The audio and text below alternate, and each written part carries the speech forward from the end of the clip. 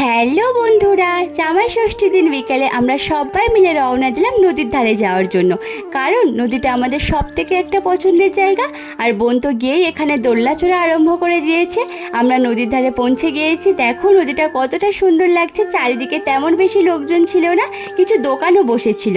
আমি আর বোন এক ছুটে চলে গেলাম নদীর পাড়ে। আর নদীর পাড়ে অনেক পাথর ছিল, ওখানে কিছুক্ষণ আমরা বসেও ছিলাম। আর দেখো নদীর কতটা ঢেউ সুন্দর লাগছিল, খুব ভালো লাগছিল। এরপরে কিছুক্ষণ আমি ওখানে বসেছিলাম, কারণ মনটা যেন একটা শান্ত হয়ে গেছিলো। যত রাজ্যের মন খারাপ ছিল এক নিমেষেই আমি ভুলে গিয়েছিলাম।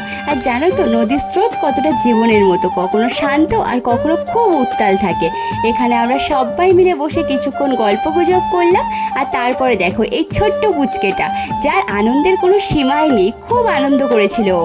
আর আমার এই ভাইটা যে প্রথম থেকেই কাংড়া খুঁজে বেরিয়েছিল আর শেষ পর্যন্ত একটা ছোট্ট মতো কাংড়া খুঁজে পেয়েছিল। আর এবারে সূর্য অস্ত যাওয়ার পালা, আর নদীটা খুব সুন্দর, আর আমাদের বাড়ি আসার পালা। আর এই যে আমরা দুজনে দুটো আইসক্রিম কিনে খেয়ে নিলাম, আর ভাইকে কিনে দিলাম দুটো চিপস।